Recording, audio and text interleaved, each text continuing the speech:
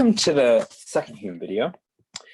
In this video, I'm going to compare Hume to Locke and Descartes and isolate three senses in which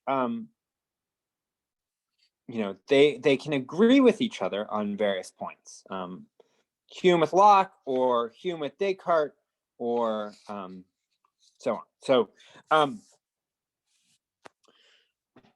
So Hume, like Locke, attempts to describe all of the disputes that philosophers inevitably get entangled in, and wants to propose a way out. So in the preface of Locke's essay, where there were certain questions that Locke and his friends got entangled in, questions of morality, of politics, and of religion. And in Locke's essay, he's trying to find his way out of these questions, these tangled disputes, and he wants to do this either by showing that what the solution to these disputes is, what the right answer is, or that in fact they can't be solved, that these are questions that don't have an answer. And so Hume is similarly going to be trying to get us out of the tangled disputes and controversies that arise when doing philosophy. But he's not going to be concerned with moral, political, religious disputes so much as disputes in philosophy itself, the disputes that philosophers inevitably get entangled in when doing philosophy. So disputes over the fundamental nature of things, or over metaphysics, over the first principles of our knowledge, and how knowledge is possible.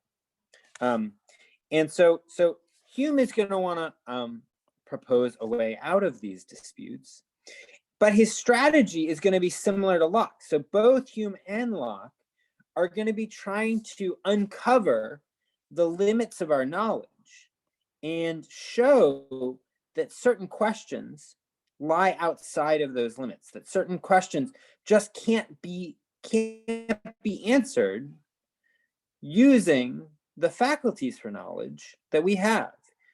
Some questions just can't be answered within the limits of what human beings can know. And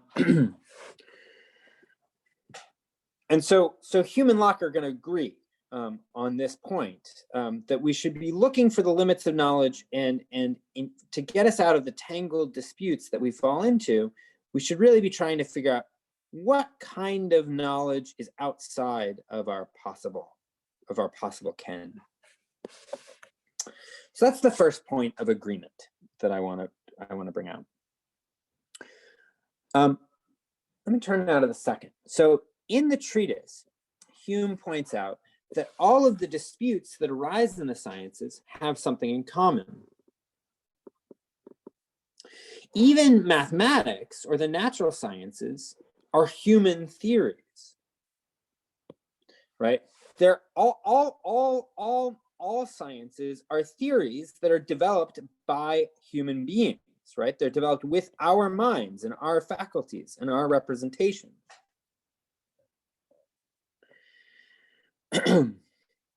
And so it seems a science of human reason might allow us to set constraints on what it's possible to do in all of the natural sciences.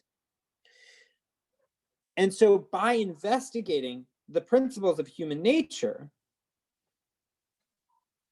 Hume thinks he'll be able to uncover these limits of knowledge, right? So if we can figure out what our faculties are capable of, what kinds of theories we're able to make, then we can set limits to knowledge. And furthermore, Hume thinks that uncovering these principles of human nature, the nature of our faculties, will allow him to provide a secure foundation for the sciences, a foundation that's not gonna turn out to be false a few years from now. So something that's sound, that's something that can last. So long as we've investigated human nature correctly and uncovered what the nature of these faculties is, properly speaking. So Hume sees himself not as a natural scientist. Let me turn the page here. Let me turn the page. So hold on a second. Turn the page. Okay.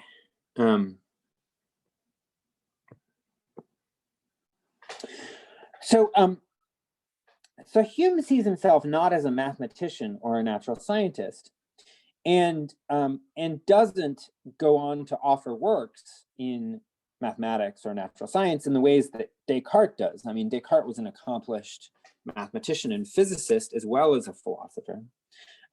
Rather, Hume goes on to examine history and morals and aesthetics. And in a way, his philosophy reflects this interest in the human sciences. So his major work that won him the most popularity in his own day was a 4-volume history of England from Roman times to the present. And long after Hume's death, this was the definitive history of the English people. And so even though Hume is not a mathematician or a physicist, the ambition of his work is going to be to provide a secure foundation for the sciences.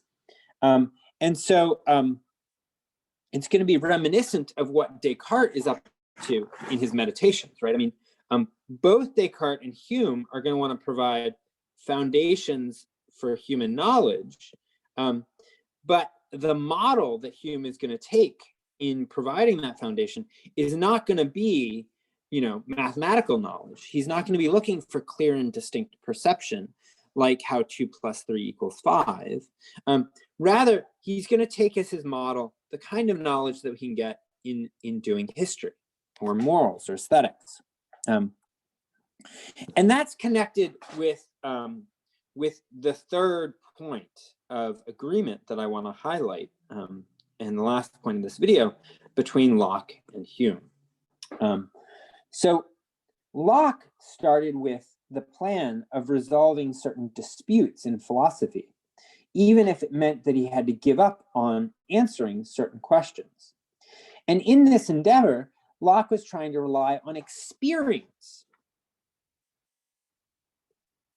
Let me shoot. All right, let me just erase that. And okay.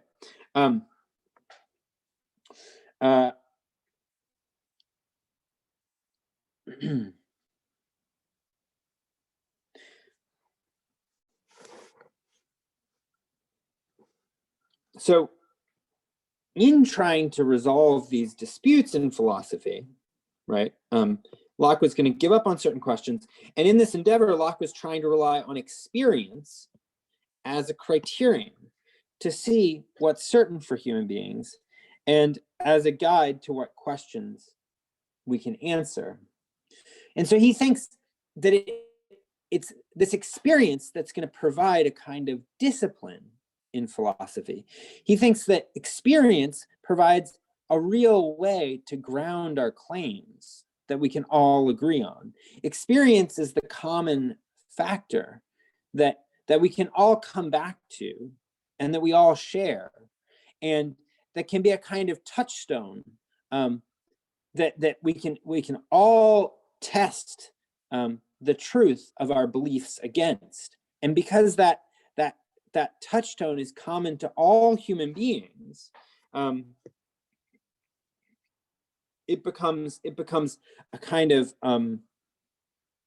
a guide to what we can know.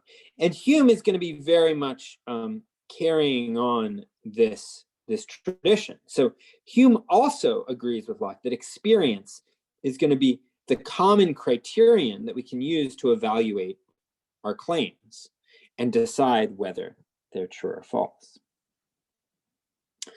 Okay, That's the third point of commonality that I wanted to discuss between Locke and Hume. In the next video, I'll be turning to Hume's method, and really by way of Locke's method.